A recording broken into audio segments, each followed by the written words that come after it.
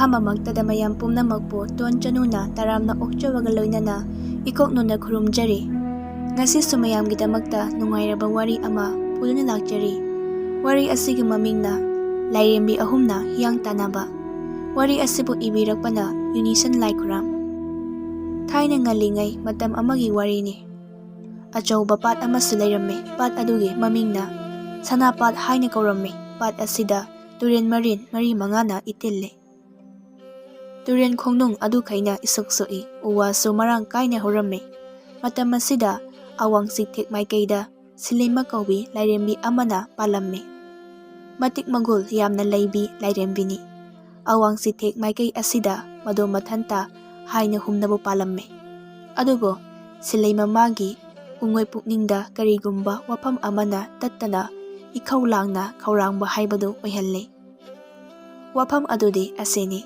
ꯁꯤꯂꯩꯃ ꯂꯥꯏꯔꯦꯝꯕꯤ ꯃꯥꯒꯤ ꯃꯄꯨꯔꯣꯏꯕ ꯂꯩꯔꯝꯗꯦ꯫ ꯃꯁꯤꯅ ꯃꯔꯝ ꯑꯣꯏꯔꯒ ꯑꯇꯩ ꯂꯥꯏꯔꯦꯝꯕꯤꯁꯤꯡꯅ ꯃꯍꯥꯛꯄꯨ ꯅꯣꯛꯅꯕꯤ꯫ ꯃꯈꯣꯏ ꯄꯨꯝꯅꯃꯛꯀꯤ ꯃꯃꯥꯡꯗ ꯁꯤꯂꯩꯃ ꯂꯥꯏꯔꯦꯝꯕꯤꯗꯨ ꯏꯀꯥꯏꯖꯩ꯫ ꯑꯗꯨꯅ ꯃꯥꯒꯤ ꯄꯨꯛꯅꯤꯡꯗ ꯈꯜꯂꯤ, ꯐꯔꯦ, ꯑꯗꯨꯗꯤ ꯑꯩꯁꯨ ꯍꯧꯖꯤꯛꯇꯤ ꯑꯩꯒꯤ ꯏꯇꯤꯛ ꯏꯄꯥ ꯆꯥꯕ ꯂꯥꯏꯔꯦꯝꯕ ꯂꯥꯏꯅꯤꯡꯊꯧ ꯑꯃ ꯌꯦꯡꯂꯒꯦ꯫ ꯃꯍꯥꯛꯀ ꯃꯔꯥꯜ ꯂꯨꯍꯣꯡꯗꯨꯅ ꯑꯋꯥꯡ ꯆꯤꯡꯊꯦꯛ ꯑꯁꯤꯗ ꯍꯥꯏꯅ ꯍꯨꯝꯅ ꯅꯤꯡꯉꯥꯏꯗꯅꯕꯨ ꯄꯥꯜꯂꯒꯦ꯫ ꯑꯁꯤ ꯈꯟꯗꯨꯅ ꯃꯥꯏꯊꯣꯡꯗ ꯃꯣꯃꯣꯟ ꯑꯃꯨꯛ ꯅꯣꯛꯏ, ꯑꯗꯨꯒ ꯑꯃꯨꯛꯁꯨ ꯈꯜꯂꯤ, ꯀꯔꯤꯒꯨꯝꯕ ꯂꯥꯏꯅꯤꯡꯊꯧ ꯃꯥꯕꯨ ꯊꯤꯕ ꯇꯥꯔꯒꯅ ꯀꯔꯝꯕ ꯂꯥꯏꯅꯤꯡꯊꯧꯕꯨ ꯊꯤꯒꯗꯧꯔꯤꯕ? ꯑꯩꯒꯤ ꯋꯥꯈꯜ ꯑꯁꯤꯅꯗꯤ ꯂꯥꯝꯕ ꯐꯪꯗ꯭ꯔꯦ ꯇꯧꯔꯤꯕꯁꯤ꯫ ꯁꯣꯝꯗꯅ ꯈꯥ ꯊꯪꯕ ꯆꯤꯡꯁꯥꯡ ꯅꯥꯄꯨꯝ ꯑꯗꯨꯗꯅꯤ꯫ ꯃꯐꯝ ꯑꯁꯤꯗ ꯌꯣꯏꯅꯨꯂꯩꯃ ꯀꯧꯕꯤ ꯂꯥꯏꯔꯦꯝꯕꯤ ꯑꯃꯈꯛꯅ ꯈꯨꯝꯄꯥꯟ ꯂꯩꯄꯥꯟꯗꯨꯅ ꯂꯩꯔꯝꯃꯤ꯫ ꯂꯥꯏꯔꯦꯝꯕꯤ ꯃꯥꯅ ꯋꯥꯖꯕꯁꯨ ꯃꯁꯥꯕꯤ ꯃꯃꯥꯟ ꯆꯥꯎꯕ ꯃꯍꯥꯛꯀꯤꯗꯃꯛꯅꯤ꯫ ꯍꯧꯖꯤꯛ ꯐꯥꯎꯕ ꯄꯨꯛꯅꯤꯡꯅ ꯈꯣꯏꯗꯥꯖꯕ ꯂꯥꯏꯅꯤꯡꯊꯧ ꯑꯃꯠꯇ ꯍꯦꯛ ꯎꯕ ꯐꯪꯂꯝꯗꯦ꯫ ꯃꯁꯤꯇ ꯈꯟꯕꯗ ꯃꯊ꯭ꯋꯥꯏ ꯑꯗꯨ ꯌꯥꯝꯅ ꯋꯥꯖꯕꯅꯤ꯫ ꯌꯣꯏꯅꯨꯂꯩꯃ ꯂꯥꯏꯔꯦꯝꯕꯤ ꯃꯍꯥꯛꯅ ꯈꯜꯂꯤ, ꯂꯥꯏꯔꯦꯝꯕꯤ ꯑꯩꯁꯦ ꯆꯦꯡꯂꯧꯁꯛ ꯍꯦꯟꯅ ꯊꯤꯕꯁꯨ ꯅꯠꯇꯦ, ꯑꯗꯨꯕꯨ ꯈꯣꯏꯃꯨ ꯑꯣꯏꯕ ꯀꯅꯥꯅ ꯅꯥꯞꯄ ꯑꯁꯤꯗ ꯉꯪꯂꯛꯂꯗꯦ ꯍꯥꯏꯋꯥꯅꯤ꯫ ꯐꯔꯦ, ꯑꯗꯨꯗꯤ ꯍꯧꯖꯤꯛꯇꯤ ꯂꯥꯏꯔꯦꯝꯕꯤ ꯑꯩꯅ ꯑꯣꯏꯅ ꯑꯎꯕ ꯂꯥꯏꯅꯤꯡꯊꯧ ꯑꯃꯕꯨ ꯍꯦꯛꯇ ꯐꯥꯕ ꯇꯥꯔꯦ꯫ ꯇꯨꯔꯦꯟ ꯃꯔꯤ ꯅꯩꯗꯨꯅ ꯏꯁꯥꯕꯤ ꯃꯥꯟꯖꯃꯥꯕꯨ ꯊꯤꯔꯒꯦ꯫ ꯅꯣꯡꯃ ꯌꯣꯏꯅꯨꯂꯩꯃꯅ ꯀꯣꯡꯕ ꯂꯝꯌꯦꯡꯕ ꯊꯣꯛꯂꯛꯄꯗ ꯊꯣꯛꯈꯤꯕ ꯋꯥꯐꯝ ꯑꯃꯁꯨ ꯂꯩꯔꯝꯃꯤ꯫ ꯊꯣꯛꯈꯤꯕ ꯊꯧꯗꯣꯛ ꯑꯗꯨꯅ ꯑꯁꯤꯅꯤ: ꯅꯨꯃꯤꯠ ꯑꯗꯨ ꯌꯣꯏꯅꯨꯂꯩꯃ ꯂꯥꯏꯔꯦꯝꯕꯤ ꯃꯥꯅ ꯇꯨꯔꯦꯟ ꯂꯥꯏꯖ ꯈꯣꯡꯅꯨꯡꯗ ꯑꯁꯨꯝ ꯍꯤꯒꯥꯔꯛꯄꯗ ꯂꯝꯕꯤꯗ ꯃꯁꯛ ꯃꯁꯥ ꯈꯪꯗꯕ ꯇꯝꯕ ꯃꯈꯣꯏ ꯑꯍꯨꯝ ꯃꯔꯤꯅ ꯃꯍꯥꯛꯀꯤ ꯂꯝꯕꯤꯗ ꯊꯠꯇꯨꯅ ꯂꯩꯔꯝꯃꯤ꯫ ꯌꯣꯏꯅꯨꯂꯩꯃꯅ ꯊꯋꯥꯏ ꯏꯁꯥ ꯁꯥꯗꯅ ꯃꯍꯥꯛꯀꯤ ꯆꯠꯐꯝ ꯊꯣꯛꯄꯗꯨ ꯑꯁꯨꯃꯛ ꯆꯠꯂꯝꯃꯤ꯫ ꯃꯗꯨꯗ ꯂꯝꯕꯤꯗ ꯊꯠꯂꯝꯕ ꯃꯈꯣꯏ ꯅꯨꯄꯥꯁꯤꯡ ꯑꯗꯨꯒꯤ ꯃꯔꯛꯇꯒꯤ ꯑꯃꯅ ꯍꯥꯏꯔꯛꯏ, ꯌꯣꯏꯅꯨꯂꯩꯃ ꯂꯥꯏꯔꯦꯝꯕꯤ, ꯋꯥꯡꯂꯩ ꯃꯤꯀꯨꯞ ꯑꯃꯇ ꯉꯥꯏꯕꯤꯈꯣꯅꯦ ꯅꯍꯥꯛꯄꯣ꯫ ꯃꯗꯨꯗ ꯌꯣꯏꯅꯨꯂꯩꯃꯅ ꯈꯨꯝꯃꯤ, ꯀꯔꯤ ꯍꯥꯏꯕꯒꯦ ꯏꯕꯨꯡꯁꯤꯡ, ꯅꯆꯟ ꯑꯩꯒꯤ ꯂꯝꯕꯤꯕꯨ ꯊꯠꯄꯕꯣ? ꯅꯨꯄꯥ ꯑꯗꯨꯅ ꯍꯥꯏꯔꯛꯏ, ꯑꯁꯨꯝ ꯇꯧꯕ, ꯑꯩꯅ ꯅꯪꯕꯨ ꯄꯥꯝꯂꯛꯄ ꯅꯨꯡꯁꯤꯖꯔꯛꯄꯁꯦ ꯂꯣꯏꯗꯥ ꯃꯇꯝ ꯊꯤꯉꯝꯗ꯭ꯔꯦ, ꯀꯨꯏꯔꯦ꯫ ꯑꯗꯨꯕꯨ ꯏꯆꯦꯜ ꯑꯁꯤꯅ ꯅꯐꯝꯗ ꯅꯨꯡꯁꯤ ꯍꯥꯏꯅ ꯐꯣꯡꯗꯣꯛꯄꯗꯤ ꯉꯝꯖꯗ꯭ꯔꯦ꯫ ꯐꯣꯡꯗꯣꯛꯇꯕ ꯅꯨꯡꯁꯤꯕꯁꯤꯅ ꯄꯥꯈꯪ ꯑꯩꯒꯤ ꯊꯃꯣꯏꯁꯦ ꯂꯥꯏꯃꯟꯕꯨ ꯑꯣꯏꯍꯜꯂꯦ꯫ ꯑꯗꯨꯅ ꯉꯁꯤꯒꯤ ꯅꯨꯃꯤꯠ ꯑꯁꯤꯗ ꯐꯣꯡꯗꯣꯛꯂꯕꯅꯤ꯫ ꯑꯩ ꯅꯪꯕꯨ ꯊꯃꯣꯏ ꯁꯦꯡꯅ ꯅꯨꯡꯁꯤ꯫ ꯋꯥꯐꯝ ꯑꯗꯨꯗ ꯌꯣꯏꯅꯨꯂꯩꯃꯗꯤ ꯇꯤꯡꯊꯣꯛꯀꯩ ꯁꯥꯎꯕ ꯍꯥꯏꯕꯗꯨ ꯑꯣꯏꯈ꯭ꯔꯦ꯫ ꯁꯥꯎꯔꯞꯅ ꯍꯥꯏꯔꯛꯏ, ꯀꯔꯤ ꯅꯇꯤꯛ ꯂꯩꯗꯨꯅ ꯅꯪꯅ ꯑꯩꯉꯣꯟꯗ ꯑꯁꯨꯝꯅ ꯍꯥꯏꯕꯁꯨ ꯁꯥꯏ? ꯅꯪꯒꯤꯁꯦ ꯑꯩꯕꯨ ꯎꯁꯤꯠꯇ꯭ꯔꯤꯕ꯭ꯔꯥ? ꯑꯩꯁꯦ ꯀꯅꯥꯅꯣ ꯍꯥꯏꯕ ꯈꯪꯗꯕ꯭ꯔꯥ?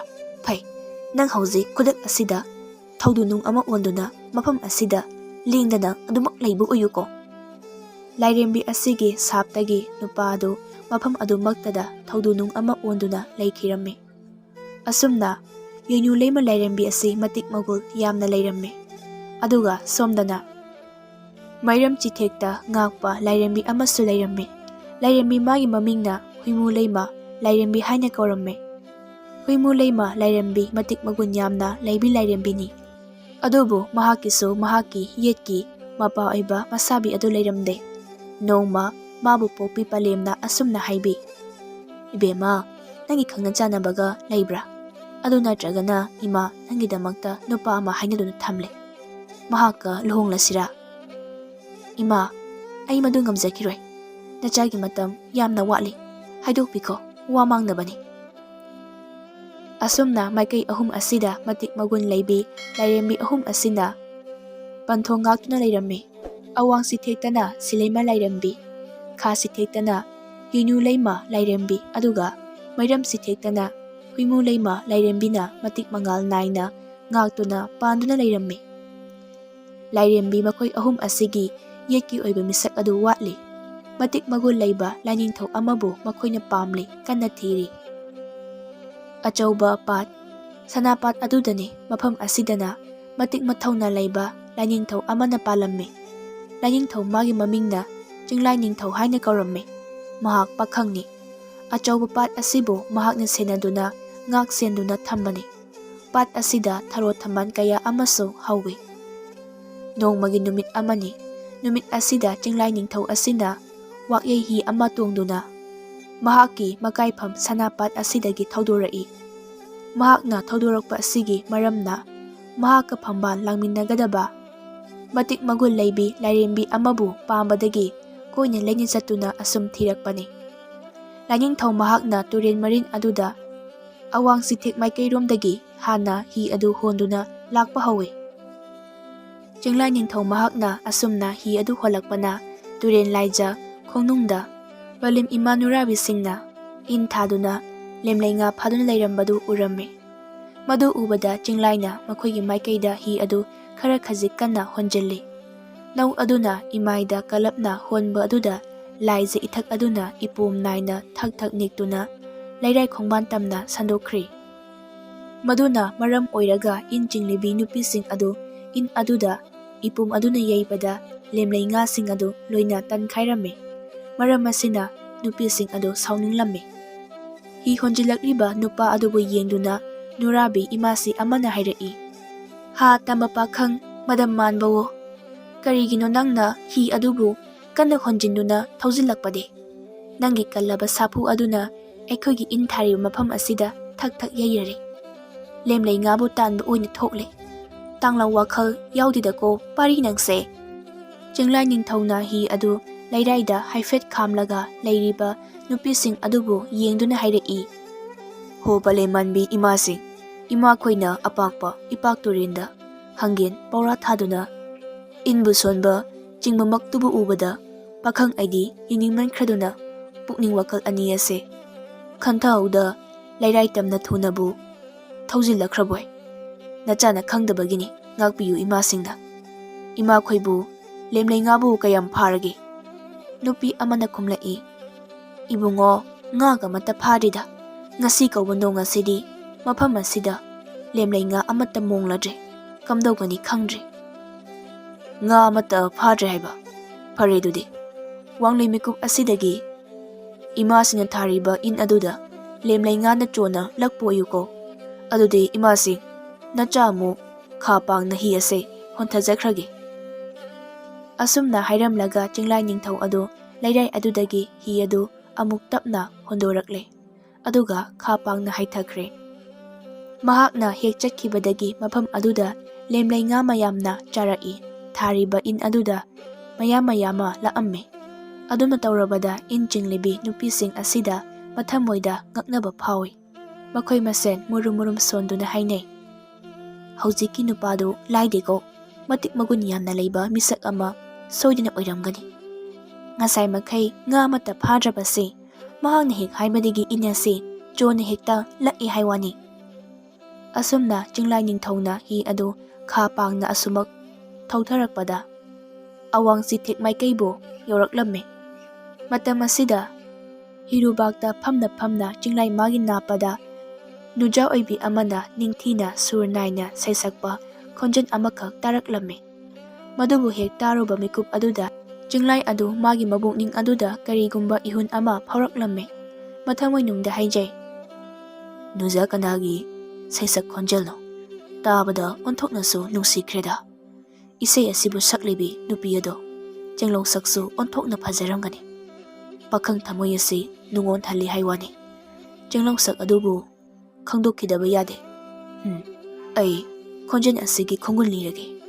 Asi khanduna hinado laija turen aduda tapna honduna mamit ani aduna manakongda tariba sahik adugi khongul lirai.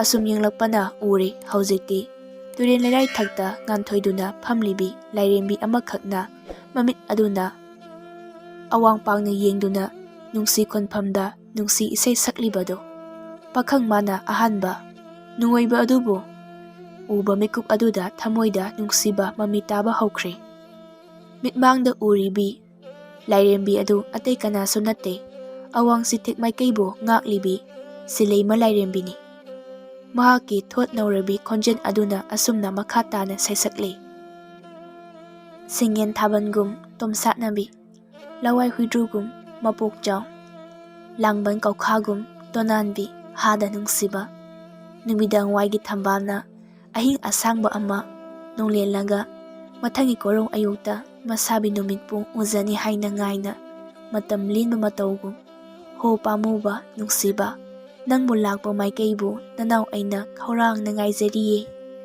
ꯅꯤꯡꯉꯣꯟ ꯃꯥꯒꯤ ꯁꯩꯌꯦꯛꯅ ꯇꯁꯦꯡꯅ ꯆꯤꯡꯂꯥꯏ ꯑꯗꯨ ꯄꯨꯟꯗꯨꯅ ꯊꯝꯈꯤꯕꯒ ꯆꯞ ꯃꯥꯟꯅꯔꯦ꯫ ꯃꯃꯥꯏ ꯑꯗꯨ ꯂꯩꯊꯣꯛꯄꯕꯨ ꯉꯝꯗ꯭ꯔꯦ꯫ ꯃꯗꯨꯒꯤ ꯃꯍꯨꯠꯇ ꯃꯃꯥꯏ ꯑꯗꯨ ꯑꯣꯟꯁꯤꯟꯗꯨꯅ ꯂꯥꯏꯔꯦꯝꯕꯤ ꯑꯗꯨꯅ ꯐꯝꯂꯤꯕ ꯑꯗꯨꯒꯤ ꯃꯅꯥꯛ ꯇꯝꯅ ꯍꯤ ꯍꯣꯟꯖꯤꯜꯂꯛꯏ꯫ ꯃꯤꯠ ꯑꯅꯤ ꯑꯗꯨ ꯌꯦꯡꯈꯤꯕ ꯃꯤꯐꯝ ꯑꯗꯨꯗꯒꯤ ꯀꯔꯤꯃꯇ ꯆꯣꯏꯊꯣꯛꯇꯦ꯫ ꯍꯤ ꯑꯗꯨ ꯇꯣꯔꯕꯥꯟꯗ ꯈꯥꯝꯗꯨꯅ ꯂꯩꯔꯥꯏ ꯇꯝꯅ ꯀꯥꯈꯠꯂꯦ ꯑꯗꯨꯒ ꯂꯥꯏꯔꯦꯝꯕꯤ ꯑꯗꯨꯕꯨ ꯌꯦꯡꯗꯨꯅ ꯍꯥꯏꯔꯛꯏ꯫ ꯂꯥꯏꯔꯦꯝꯕꯤ, ꯅꯪꯅ ꯁꯛꯄ ꯏꯁꯩ ꯑꯁꯤ ꯑꯣꯟꯊꯣꯛꯅ ꯐꯖꯈ꯭ꯔꯦꯗ꯫ ꯁꯨꯔ ꯑꯁꯤꯒ ꯅꯨꯡꯉꯥꯏꯕꯅꯤ꯫ ꯄꯥꯈꯪ ꯑꯣꯏꯕ ꯑꯩꯗꯤ ꯄꯨꯡꯉꯥꯎ ꯍꯦꯛ ꯉꯥꯎꯈ꯭ꯔꯦ꯫ ꯅꯪꯒꯤ ꯅꯨꯡꯁꯤꯠ ꯊꯧꯔꯤꯅ ꯄꯨꯟꯁꯤꯟꯗꯨꯅ ꯊꯝꯈꯤꯕꯒ ꯆꯞ ꯍꯦꯛ ꯃꯥꯟꯅꯈ꯭ꯔꯦ꯫ ꯂꯥꯏꯔꯦꯝꯕꯤ ꯅꯪꯒꯤ ꯀꯣꯂꯣꯏꯕꯨ ꯀꯔꯤ ꯃꯤꯡꯂꯦꯟꯅꯕꯒꯦ?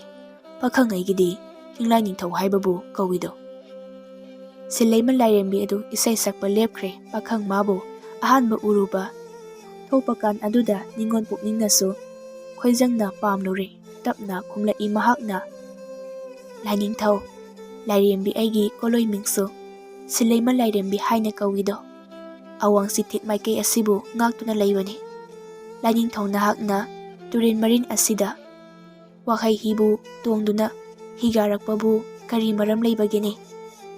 ꯂꯥꯏꯅꯤꯡꯊꯧ ꯑꯩꯁꯦ ꯄꯥꯈꯪꯅꯤ꯫ ꯄꯥꯈꯪ ꯑꯩꯒꯤ ꯄꯨꯛꯅꯤꯡꯅ ꯂꯥꯏꯔꯦꯝꯕꯤ ꯑꯃꯈꯛꯄꯨ ꯑꯩꯒꯤ ꯇꯥꯂꯣꯏ ꯑꯣꯏꯒꯦ ꯈꯟꯗꯨꯅ ꯊꯤꯕ ꯂꯥꯛꯄꯅꯤ꯫ ꯑꯗꯨꯕꯨ ꯂꯥꯏꯔꯦꯝꯕꯤ ꯁꯤꯂꯩꯃ, ꯅꯪꯕꯨ ꯑꯍꯥꯟꯕ ꯎꯔꯨꯕ ꯃꯤꯀꯨꯞ ꯑꯗꯨꯗ ꯄꯥꯈꯪ ꯑꯩꯒꯤ ꯊꯃꯣꯏ ꯑꯁꯦ ꯍꯨꯕꯤꯈ꯭ꯔꯦ꯫ ꯑꯗꯨꯅ ꯅꯪꯕꯨ ꯑꯩꯒꯤ ꯇꯥꯂꯣꯏꯁꯤꯡꯗ ꯆꯜꯍꯜꯂꯒꯦ ꯍꯥꯏꯅ ꯄꯥꯏ ꯃꯅꯨꯡꯗ ꯈꯜꯂꯤꯗꯣ꯫ ꯋꯥꯐꯝ ꯑꯁꯤꯗ ꯍꯥꯟꯅ ꯅꯨꯡꯉꯣꯜꯂꯕꯤ ꯁꯤꯂꯩꯃ ꯂꯥꯏꯔꯦꯝꯕꯤꯁꯨ ꯍꯔꯥꯎ ꯍꯔꯥꯎꯅ ꯍꯣꯏ ꯍꯥꯏꯅ ꯌꯥꯊꯣꯛꯂꯦ꯫ ꯅꯨꯡꯁꯤ ꯋꯥꯔꯤ ꯀꯌꯥ ꯉꯥꯏꯍꯥꯛ ꯁꯥꯔꯕ ꯇꯨꯡꯗ ꯆꯤꯡꯂꯥꯏ ꯅꯤꯡꯊꯧ ꯑꯗꯨ ꯍꯤꯔꯨꯕꯥꯛ ꯇꯝꯅ ꯀꯨꯝꯊꯔꯛꯂꯦ꯫ ꯍꯤ ꯑꯗꯨꯗ ꯐꯝꯗꯨꯅ ꯑꯃꯨꯛ ꯃꯃꯥꯏ ꯑꯗꯨ ꯈꯥ ꯄꯥꯡꯅ ꯑꯣꯟꯗꯨꯅ ꯍꯤ ꯑꯗꯨ ꯍꯣꯟꯊꯈ꯭ꯔꯦ꯫ ꯃꯍꯥꯛꯅ ꯆꯠꯈꯤꯕ ꯑꯗꯨꯕꯨ ꯁꯤꯂꯩꯃ ꯂꯥꯏꯔꯦꯝꯕꯤꯅ ꯐꯝꯗꯨꯅ ꯌꯦꯡꯗꯨꯅ ꯂꯩꯍꯧꯏ꯫ ꯆꯤꯡꯂꯥꯏ ꯅꯤꯡꯊꯧꯅ ꯑꯃꯨꯛ ꯍꯤ ꯑꯗꯨ ꯑꯁꯨꯝ ꯍꯣꯜꯂꯛꯄꯅ ꯑꯋꯥꯡ ꯆꯤꯊꯦꯛ ꯑꯗꯨ ꯇꯨꯡꯑꯣꯏꯅꯔꯝꯃꯦ꯫ ꯃꯩꯔꯝ ꯆꯤꯊꯦꯛ ꯃꯄꯥ ꯑꯗꯨ ꯑꯃꯨꯛ ꯂꯥꯟꯁꯤꯟꯕ ꯍꯧꯔꯛꯂꯦ꯫ ꯃꯐꯝ ꯑꯁꯤ ꯏꯆꯤꯛ ꯆꯤꯛꯏ꯫ ꯅꯥꯀꯜꯗ ꯍꯧꯕ ꯎꯇꯣꯟ ꯋꯥꯇꯣꯟ ꯑꯋꯥꯡꯕ ꯑꯗꯨꯗ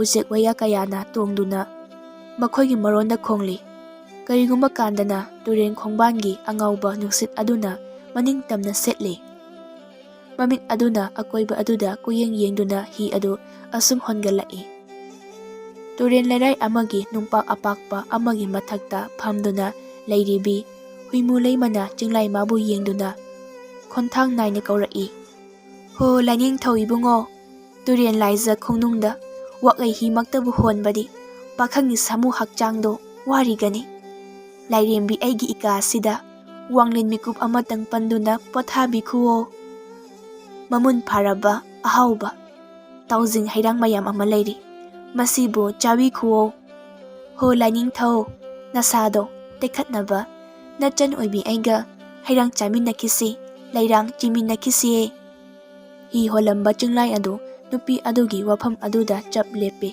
ꯃꯃꯤꯠ ꯑꯗꯨꯅ ꯅꯨꯡꯄꯥꯛ ꯃꯊꯛ ꯑꯗꯨꯗ ꯐꯝꯂꯤꯕꯤ ꯂꯥꯏꯔꯦꯝꯕꯤ ꯑꯗꯨꯕꯨ ꯎꯔꯨꯔꯦ꯫ ꯑꯍꯥꯟꯕ ꯎꯔꯨꯕ ꯃꯤꯀꯨꯞ ꯑꯗꯨꯗ ꯊꯃꯣꯏ ꯈꯩꯅ ꯅꯨꯡꯁꯤꯕ ꯍꯥꯏꯕꯗꯨ ꯑꯣꯏꯈ꯭ꯔꯦ꯫ ꯃꯃꯤꯠ ꯑꯗꯨꯅ ꯂꯥꯏꯔꯦꯝꯕꯤ ꯑꯗꯨꯕꯨꯁꯨ ꯃꯤꯇꯥꯔꯨꯔꯦ꯫ ꯍꯤ ꯑꯗꯨ ꯃꯐꯝ ꯆꯥꯅ ꯈꯥꯝꯂꯝꯗꯨꯅ ꯅꯨꯡꯄꯥꯛ ꯑꯗꯨꯒꯤ ꯃꯅꯥꯛ ꯇꯝꯅ ꯆꯪꯁꯤꯜꯂꯛꯏ꯫ ꯑꯗꯨꯒ ꯂꯥꯏꯔꯦꯝꯕꯤ ꯃꯥꯕꯨ ꯌꯦꯡꯗꯨꯅ ꯍꯥꯏꯔꯛꯏ꯫ ꯏꯆꯟꯅ ꯍꯥꯏꯕ ꯋꯥꯐꯝ ꯑꯗꯨꯗ ꯂꯥꯏꯅꯤꯡꯊꯧ ꯑꯣꯏꯕ ꯑꯩꯅ ꯍꯤꯛꯇꯣꯛꯇꯨꯅ ꯆꯠꯄꯕꯨ ꯉꯝꯗ꯭ꯔꯦꯗꯣ꯫ ꯍꯣꯏ, ꯑꯍꯣꯏꯅ ꯑꯗꯨꯝ ꯏꯀꯥꯏꯐꯝ ꯄꯥꯠꯇꯒꯤ ꯍꯤ ꯑꯁꯨꯝ ꯍꯣꯜꯂꯛꯄꯅ ꯁꯥꯃꯨ ꯍꯛꯆꯥꯡ ꯑꯁꯦ ꯑꯋꯥ ꯍꯨꯏꯖꯣꯡ ꯃꯥꯌꯣꯛꯅꯔꯕꯅꯤ꯫ ꯏꯆꯟ ꯃꯥꯙꯕ ꯃꯥꯟꯕꯤ, ꯅꯪꯅ ꯍꯩꯔꯥꯡ ꯆꯥꯃꯤꯟꯅꯈꯤꯁꯦ ꯍꯥꯏꯅ ꯈꯥꯝꯕꯗꯨꯗ ꯍꯦꯛꯇ ꯍꯤ ꯍꯣꯟꯕ ꯂꯦꯞꯇꯨꯅ ꯆꯪꯁꯤꯜꯂꯛꯂꯕꯅꯤ꯫ ꯄꯨꯛꯅꯤꯡꯗ ꯍꯥꯟꯅ ꯅꯨꯡꯉꯣꯜꯂꯕꯤ ꯍꯨꯏꯃꯨ ꯂꯩꯃ ꯂꯥꯏꯔꯦꯝꯕꯤꯅ ꯇꯞꯅ ꯍꯥꯏꯔꯛꯏ, ꯂꯥꯏꯅꯤꯡꯊꯧ, ꯅꯨꯡꯄꯥꯛ ꯑꯁꯤꯒꯤ ꯃꯊꯛꯇ ꯑꯃꯨꯛꯇ ꯅꯦꯅ ꯇꯥꯅ ꯐꯝꯕꯤꯈꯣꯕ꯫ ꯍꯩꯔꯥꯡ ꯑꯁꯦ ꯈꯣꯛꯆꯔꯛꯀꯦ,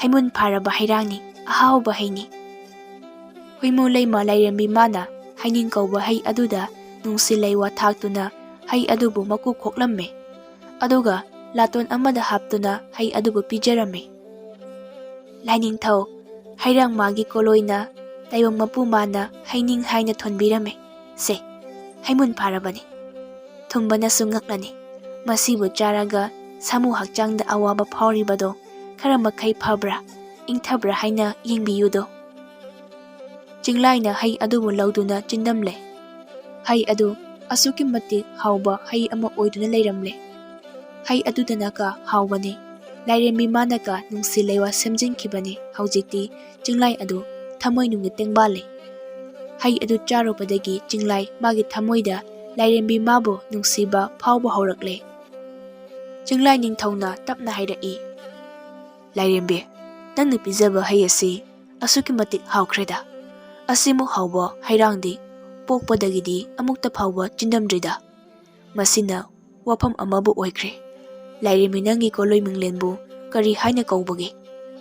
ꯂꯥꯏꯔꯦꯝꯕꯤ ꯃꯥꯅ ꯇꯞꯅ ꯈꯨꯝꯂꯛꯏ, ꯂꯥꯏꯅꯤꯡꯊꯧ, ꯑꯩꯒꯤ ꯀꯣꯂꯣꯏꯗꯤ ꯍꯨꯏꯃꯨ ꯂꯩꯃ ꯂꯥꯏꯔꯦꯝꯕꯤ ꯍꯥꯏꯅ ꯃꯤꯡꯂꯦꯟꯅꯩꯌꯦ꯫ ꯃꯩꯔꯝ ꯆꯤꯊꯦꯛ ꯃꯥꯏꯀꯩ ꯑꯁꯤꯕꯨ ꯉꯥꯛꯇꯨꯅ ꯂꯩꯕꯅꯤꯗꯣ꯫ ꯑꯗꯨꯒꯅꯤ ꯂꯥꯏꯅꯤꯡꯊꯧ, ꯇꯨꯔꯦꯟ ꯈꯣꯡꯕꯥꯟ ꯑꯁꯤꯗ ꯐꯝꯗꯨꯅ ꯏꯁꯥꯕꯤ ꯏꯃꯥꯟ ꯃꯥꯕꯨ ꯂꯥꯛꯄ ꯎꯕ꯭ꯔꯥ ꯍꯥꯏꯅ ꯃꯤꯌꯦꯡꯅꯔꯝꯕꯅꯤ꯫ ꯑꯗꯨꯕꯨ ꯇꯥꯏꯕꯪ ꯁꯦꯝꯕ ꯃꯄꯨ ꯃꯍꯥꯛꯅ ꯂꯥꯏꯅꯤꯡꯊꯧ ꯅꯪꯕꯨ ꯍꯦꯛ ꯎꯍꯜꯂꯔꯦ꯫ ꯍꯧꯖꯤꯛꯇꯤ ꯅꯅꯥꯎ ꯑꯩꯒꯤ ꯋꯥꯈꯜ ꯄꯨꯛꯅꯤꯡ ꯑꯁꯦ ꯅꯪꯉꯣꯟꯗ ꯂꯣꯏꯅ ꯂꯨꯞꯆꯈ꯭ꯔꯦ꯫ ꯍꯨꯏꯃꯨ ꯂꯩꯃ ꯂꯥꯏꯔꯦꯝꯕꯤ, ꯂꯥꯏꯅꯤꯡꯊꯧ ꯑꯩꯁꯦ ꯅꯪꯕꯨ ꯎꯔꯨ ꯃꯤꯀꯨꯞ ꯑꯗꯨꯗ ꯅꯨꯡꯁꯤꯕ ꯐꯥꯎꯈ꯭ꯔꯦꯗꯣ꯫ ꯅꯪꯕꯨ ꯑꯩꯅ ꯑꯩꯒꯤ ꯂꯩꯃ ꯇꯥꯂꯣꯏꯁꯤꯡꯗ ꯆꯜꯍꯜꯂꯒꯦꯗꯣ꯫ ꯅꯣꯡꯃ ꯑꯃꯨꯛ ꯂꯥꯛꯀꯦ꯫ ꯉꯁꯤꯒꯤꯗꯤ ꯃꯇꯝ ꯑꯁꯦ ꯊꯦꯡꯈ꯭ꯔꯦ꯫ ꯈꯥ ꯄꯥꯡꯅ ꯑꯃꯨꯛ ꯍꯤ ꯑꯁꯦ ꯍꯣꯟꯊꯈꯤꯒꯗꯕ ꯋꯥꯠꯂꯤ꯫ ꯑꯩ ꯑꯃꯨꯛ ꯆꯠꯂꯨꯈꯤꯒꯦꯀꯣ꯫ ꯑꯁꯨꯝꯅ ꯀꯥꯏꯅ ꯌꯥꯊꯪ ꯊꯥꯔꯝꯃꯒ ꯆꯤꯡꯂꯥꯏ ꯅꯤꯡꯊꯧ ꯑꯗꯨ ꯃꯐꯝ ꯑꯗꯨ ꯊꯥꯗꯣꯛꯂꯝ ꯈꯥ ꯄꯥꯡꯅ ꯑꯃꯨꯛ ꯍꯤ ꯑꯗꯨ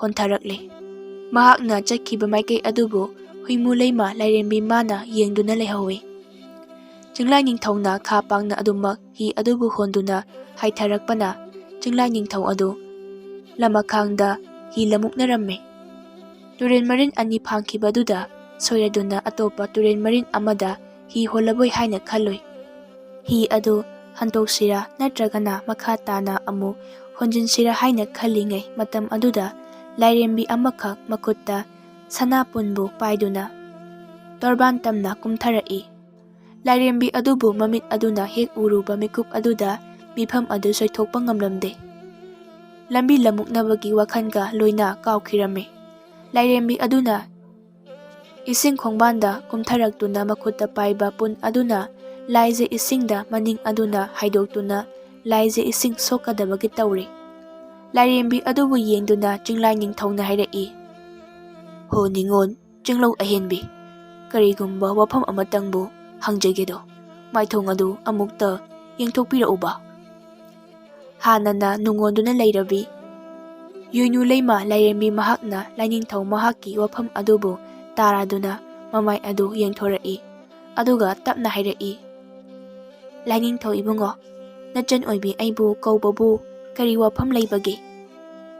ꯌꯦꯡꯊꯣꯔꯛꯄ ꯑꯗꯨꯗ ꯂꯥꯏꯔꯦꯝꯕꯤ ꯃꯍꯥꯛꯀꯤ ꯃꯄꯨꯡ ꯐꯥꯕ 14ꯅꯤ ꯄꯥꯟꯕ ꯀꯣꯏꯀꯣꯏꯕ ꯊꯥꯖꯒꯤ ꯆꯦꯡꯂꯧꯒꯨꯝ ꯅꯤꯡꯊꯤꯕ ꯃꯥꯏꯊꯣꯡ ꯑꯗꯨꯕꯨ ꯎꯔꯨꯕꯗ ꯊꯃꯣꯏ ꯂꯀꯥꯗ ꯅꯨꯡꯁꯤꯕꯒꯤ ꯃꯃꯤ ꯇꯥꯕ ꯍꯧꯈꯤꯔꯝꯃꯤ꯫ ꯆꯤꯡꯂꯥꯏ ꯅꯤꯡꯊꯧ ꯃꯍꯥꯛꯅ ꯈꯨꯝꯂꯛꯏ, ꯂꯥꯏꯅꯤꯡꯊꯧ ꯑꯣꯏꯕ ꯑꯩꯁꯦ ꯇꯨꯔꯦꯟ ꯃꯔꯤꯟ ꯑꯁꯤꯗ ꯍꯤꯒꯥꯔꯛꯄꯅꯤ꯫ ꯑꯗꯨꯕꯨ ꯃꯐꯝ ꯑꯁ꯭ꯋꯥꯏꯁꯤꯗ ꯂꯝꯕꯤ ꯂꯃꯨꯛꯅꯈ꯭ꯔꯦ꯫ ꯃꯐꯝ ꯑꯁꯤꯕꯨ ꯀꯗꯥꯏꯋꯥꯏꯅꯣ? ꯑꯗꯨꯒ ꯇꯨꯔꯦꯟ ꯃꯔꯤꯟ ꯑꯁꯤꯗꯒꯤ ꯁꯅꯥꯄꯥꯠ ꯌꯧꯒꯗꯕꯁꯤꯅ ꯀꯗꯣꯝꯗꯅꯣ? ꯌꯨꯏꯅꯨ ꯂꯩꯃ ꯂꯥꯏꯔꯦꯝꯕꯤ ꯃꯍꯥꯛꯅ ꯈꯨꯝꯂꯛꯏ, ꯂꯥꯏꯅꯤꯡꯊꯧ, ꯃꯐꯝ ꯑꯁꯦ ꯈꯥ ꯆꯤꯊꯦꯛ ꯃꯥꯏꯀꯩꯅꯤ꯫ ꯂꯥꯏꯅꯤꯡꯊꯧ ꯅꯍꯥꯛꯅ ꯉꯁꯤ ꯂꯥꯛꯄꯗ ꯇꯨꯔꯦꯟ ꯑꯅꯤ ꯐꯥꯡꯅꯕ ꯃꯐꯝ ꯑꯃ ꯂꯩꯕꯗꯨꯗ ꯃꯁꯤꯒꯤ ꯇꯨꯔꯦꯟ ꯃꯔꯤꯟ ꯑꯁꯤꯗ ꯑꯣꯏꯅ ꯍꯤ ꯑꯁꯦ ꯍꯣꯟꯖꯤꯜꯂꯛꯄ ꯑꯣꯏꯔꯝꯒꯅꯤ꯫ turin marin asina asamba lambini. Marin asida adumak hi ado honbikho. Khara chatlaga turin ani phangba ama leiramgani. Madugi oi thangba marin aduda adumak chatpiyo. Madugi marin aduna Sanapa soidina yogani.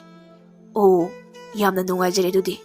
Ado sakangdribi lairimi nangbu ahanba uruba mekup aduda Lainingthau aigi thamoida apam nungsi phawkhredo. Nanthoktunasu chenbinu. Ngamloi hainasu haibinu ko. Lairimi nahaki koloi mingbu kari haina kaubagi. Lainingthau nachan aigi mingdi yoinu leima lairembi haina kawi. Kha sithek maikei asibu ngakpani. Ningon oibi aigi thamoinasu Lainingthau nangbu thamoina khaina pamjarure. Adudi fare lairembi nangsu aigi taloi singda chaloko. Lainingthau aina soidana chayenge. Ngasigidi wanglin matam ase thengkhre. Ai amu hi ase honkhrage. Asumna hairamlaga Chinglai Ningthau adu turen marin aduda hondokkhre. Mahakna hi honkhiba maikei adubu yoinu leima lairembi mahakna yengduna leihawi. Chinglai Ningthauna hi asum holakpana haujikti mahakki makaifam Sanapat adu yaure. Mayum mongba yaurabaduda mafam chana phamduna Chinglai Ningthauna wakhan tawi. Ngasigi mahakna turen tuthup kaya palakpada thengnarakiba sayenbi lairembi sing adu amamamtang oina ningsingi. Awang sithek maikei ngakpi silema lairembi. Mairam sithek maikei ngakpi huimu leima lairembi. Kha sithek maikei ngakpi yoinu leima lairembi. Lairembi makhoi ahum ase sakta suda loina fajaiko. Matik magosu loina lei. Aibu makhoi ahum asigi manung asidagi karamano khandokse. Kanabuno aina aigi taloi oina lauduna leima phamton paihandokse. Lorida wafam ase. Wakal asida Chinglai Ningthau adu pumbangnai. Kona thangda mabu pokpi pale magi maphamda changduna mahakna thengnarakhibasing adu amata sithadana tamlure. Aduga makha tana hai. Palem ima apokpe. Makhoi lairembi ahumbak nacha ainadi loina pamjarure. Nungsiba poklure. Adubu karamna makhoi ahumna aigi taloi singna chanduna leima phamton paigadoribano. Masigi wakhalda nachaidi ikok ngaure. Machagi wafam adubo taraga loksing leibi palem mamana irai laina khumdoraklamme. Pari nangbu tauni imana wa haige. Ichagi thamoina khoidaruraba misak ahum ado makhoi ahumdu punna lamthapung amadagi hilamjen tanahalo. Sanapat asina panthungpham oihalo. Hiyang hiren tanaduna lairembi ahum adudagi athoiba misak adubu khallo. Athoiba misak aduna parigi taloi oihanduna leima phamton paihalo. Pale mamana hariba wafam asina phagani haina khalle aduna hoi haina yare. Chinglai Ningthau mahakna afaba numit thaban ama thare. Manai nupa ahum thaduna lairembi ahum adugi mayumda chathanduna leima phamthongi damak hiyang hiren tanagani athoiba lairembi khangani haina paudamlure. Asum tauna hiyang tanagadaba numit adu oiramme. Lairembi ahum adu lamthaphamda punna punduna leiramme. Masa masagi una saba hi amamam loinaramme. Silema lairembigi hina Uningthau una saramme. Huimu leima lairembigi hina haiking pamina saramme. Aduga yoinu leima lairembigi hina urei hariba u makal asina saramme. U ahum asi achamba u amata nate laitin maramda magun yamna leiba u singni. Haujiti hiyang tanabadu lamthagadore. Kananabu thoigadoiba yenglasi. Sanapata itingkriba turen marin marigi manungda turen laiza lambi ama khaktadani makhoi ahumna hiyang tanagadoribasi. Matik leibi lairembi makhoi ahumak chap manana parena lepe. Makon khonjen amatangda pulapna lauraga makutta paiba nau aduna ironung aduda honduna hiyang adu tanaba haurai. Matek khara amadi makhoi ahumgi hi adu paring chap manana chatlamme adubo khara khajik thawgatlagana hi adu yoinu leimana amuk heli Silaymana amuk hengatli. Huimu laymana amuk hi adu tankhatle. Hi adu asumna amana amuk hengat, amana amuk lehau. Asum tauna hiyang tanarakpana turen marin adu tangkai sansilaklamme. Adubu matam adu fauba hi ahum adu chap manaramme. Lairembi ahumgi pukningda aina hendaba yade haina khanduna hiyang adu araiba mathauna puthotuna tanaramme. Asum tanarambadagi huimu laymagi hi aduna kumang khajik sausinki. Mayaydana silaymagi hina leiri, akonbadana yoynu laymagi hina lehore. Adubo laigi oiba wayan paringda yenglakpa matamda awang sithik maikay ngakpi silayma lairembina mahaki khoithumba isay sayek aduna Jinglai Ningthaubu sumatkibani. Aduga amuksu mairam sithik maikay ngakpi huimu layma lairembina taujing hairang amunbada nungsilaywa tauduna Jinglai Ningthaubu sumathankibani. Kha sithik maikay ngakpi yoynu layma lairembidi supnatangi Laningthau mahakna lambi kangawnaba matamda lambi takpikibani. Masina maram oiraga tungthangduna lehaubi yoynu layma lairembigi hi adu zara zara hongalaklamme. Mahaki hina yankhalakpada mayai thangmada layba huimu laymagi mapadagi hengalaklamme. Masidagi amu mamang thangduna layribi silayma lairembidagi hi lamjen amu hengalaklamme. Mina kupada yoynu laymagi hiyang aduna turin tuthuk mari mangagi changdi hengatuna mangjin thakre. Asum tauna yoynu layma lairembina hiyang hirin tanaba adu mahakna athoibu oire. Yoynu layma lairembibu Jinglai Ningthauna taramna okpiramme. Adubu somdadi maithiraba silayma amadi huimu layma lairembi ani adu ikaibana loiramme. Silayma lairembina mahaki mabukningda khalle. Adungay nungsi isay saktuna Laningthau mahakpu pangthahanduna ay tagi oige haina khanjakibasing ado loina tayonarabako. Hiyang hirin tanabada maithi hauraba. Ay mafam asida kuina laythaduna layraroige. Aygi awang sithik maikay tamna hankrage. Huimu layma lairembisu mabukningda khalle. Laningthau nahakpu ay tagi oiningluraduna hiyang hirin asibu tanaba yauriba. Arembu oiduna tokledo.